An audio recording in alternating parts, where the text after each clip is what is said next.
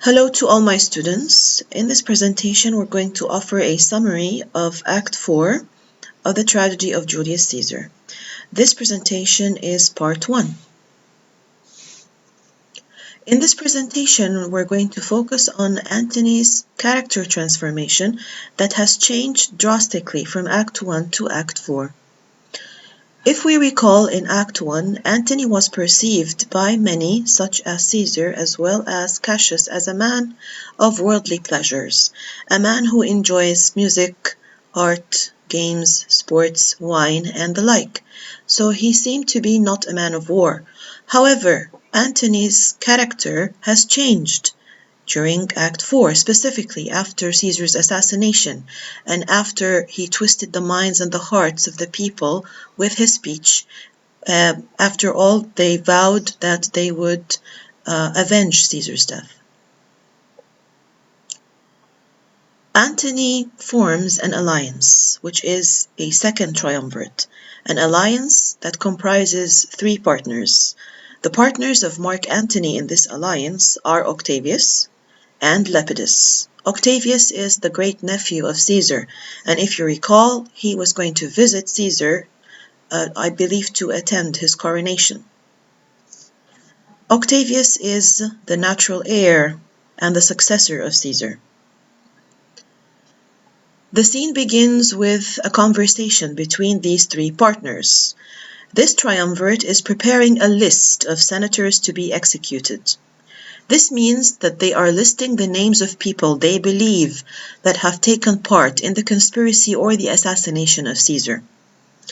The shocking part of this list is that kinship and relatives of both Antony and Lepidus are on the list. Lepidus agrees to put his brother's name on this list, and so does Antony. Antony also agrees to put his nephew's name on the list. Another shocking fact that we perceive in this scene is that Antony asks Lepidus to fetch Caesar's will, and the three partners discuss how they can cut down on Caesar's will so they can raise funds for an army to face Cassius and Brutus. This means that Mark Antony is going to figure out a way to cut down on the money that Caesar has left his people in his will, in order to be able to recruit an army to face another civil war with the conspirators. Lastly, in this scene, we can see that Antony tries to arouse Octavius against Lepidus. This means that there is some tension between the three partners. Mark Antony does not look very highly upon Lepidus. He believes that he is unworthy to be their partner and to be a ruler of Rome, which is very shocking. Why? Because he is using Lepidus to take up responsibilities and errands and tasks for him, although he regards him very low. He describes him as a donkey that carries burdens. Or it could be considered as cold-hearted, where he does not have even second thoughts about whether to add the name of his relative or not. He also shows that he is sly and advantageous when he uses Lepidus to his own advantage, and he makes him do errands and responsibilities for him, although he believes that he should not be their partner and he's not good enough to rule. This is also very ironic because it's quite similar to how Cassius looked at Caesar before. Cassius also thought that Caesar was unfit and unqualified to be a ruler due to many reasons, such as his physical weaknesses and his overambition, again with Antony, where his own partner is undermined, although Octavius mentions that Lepidus is a skillful and able warrior and militarist. However, Antony undermines all of these skills and courage and says that his own horse has the same skills. He also has obedience and can do whatever errands that Antony wants. Obviously, we can see that Antony also is perceived as sly and deceptive when he wants to cut down on the money that Caesar left his people in order to take this money to form an army. It's up to you to decide whether you think this is ethical and legitimate for him to do or not. Should he take the money, lest that he tells the people about it because he needs to form an army to face the people who conspired against Caesar, or do you believe it to be an unethical way to reach his goals? In conclusion, Antony proves that he has his own ambitions, just like Caesar did. Antony's ambitions are ruling now, and we will see what happens next. This is the last slide, and the slide has the important quotes of Antony. The first quote says, "He shall but bear them as the ass bears gold."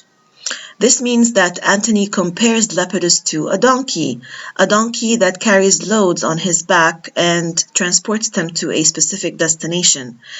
Antony compares Lepidus to a creature and not a human, which shows that Antony is rather arrogant and proud, just like Caesar used to do. If you recall, when Metellus asked Caesar or begged him to pardon his brother from banishment, he also described Metellus in a similar manner, where he said that I will spurn you like a cow or a cur in my way. Antony also shows very similar qualities to Caesar, where he again describes his own partner as an ass or a donkey that bears gold. He is part of the alliance, possibly because Antony is just using him to run errands and to take responsibilities for him. The second quote is, "It's a creature that I teach to fight, to wind, to stop, to run directly on, his corporal motion governed by my spirit." Again, Antony does the same thing to compare Lepidus to an obedient horse.